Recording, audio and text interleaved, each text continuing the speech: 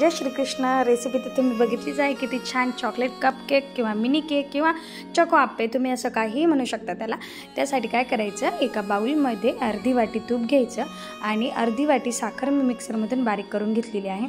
साखरेच्या ऐवजी जर तुम्हाला गुळ पावडर वापरायची असेल तर छान बारीक गुळ पावडर वापरायची आणि ते छान मिक्स करून घ्यायचं। पूर्ण असं फेटून घ्यायचं की त्याच्यामध्ये कुठल्याही प्रकारचे लम्स राहिले नाही पाहिजे। त्यानंतर एक वाटी गव्हाचं पीठ वापरा। एक वाटी गव्हाचं पीठ घेतल्यानंतर 2 चमचे कोको पावडर घ्या आणि कोको पावडर नंतर अर्धा चमचा कॉफी घ्या। आता ते छान मिक्स करून घ्या। आता हे कप केक चवीला खूपच अप्रतिम लागले। माझ्या अरविंद पूर्ण टिफिन फिनिश करून आणला। नंतर थोडंसं व्हॅनिला एसेन्स टाकलं। व्हॅनिला एसेन्स जर तुमच्याकडे नसेल तर तुम्ही याच्यामध्ये इलायची स्मॅश करून थोडीशी कुटून त्याच्यामध्ये घालू शकता।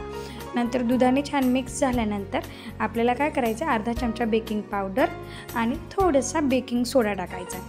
हा टाकल्यानंतर त्यावर वरतून थोडंसं दूध टाकायचं। दूध टाकल्यानं काय होतं, ते ॲक्टिव्हेट होतं। कुठलाही पदार्थ करत असताना जर आपण ढोकळा चमचा कोणती रेसिपी असो त्याच्यामध्ये इनो किंवा बेकिंग सोडा जर वापरत असू तर त्याच्यावरतून थोडंसं दूध किंवा पाणी टाकतच असतात, तेव्हाच ते छान त्याला स्पंज येतो। आता काय करायचं, एका गॅसवर तवा ठेवा, तव्यावर आप्पे पॅन ठेवा म्हणजे ते व्यवस्थित बेक होतात।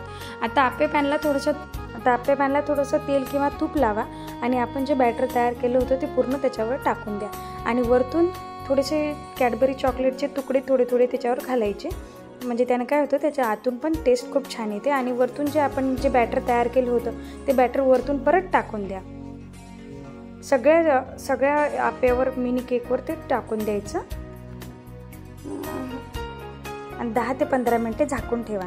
झाकून ठेवल्यानंतर आपण पहिले चेक करायचं आपले पूर्ण बेक झाले किंवा नाही। आता मी इथे चेक करून पाहत आहे तर हा जो आहे लवकरच जर पालटला तर तो फुटत असतो। आता बघू शकता तुम्ही, हा थोडा लवकर पालटला तर हा फुटला। त्याच्यामुळे काय करायचं, आपल्याला याला परत 5 मिनिटं होऊ द्यायचं आणि 5 मिनिटानंतर परत बेक झाला किंवा नाही चेक करायचं। आता बघू शकता इथे मी परत 5 मिनिटांनी चेक केलं तर आता हे छान बेक झालेले आहे। मी अशा पद्धतीने सगळे पालटून घेतले आणि त्याच्या खालच्या साईडनं पण त्याला बेक केलं।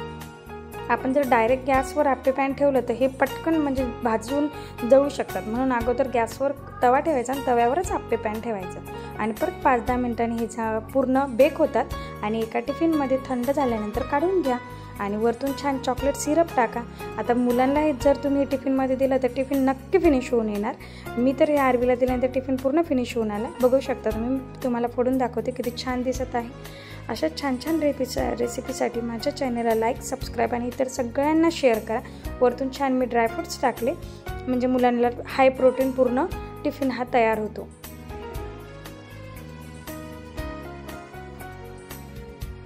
थँक्यू।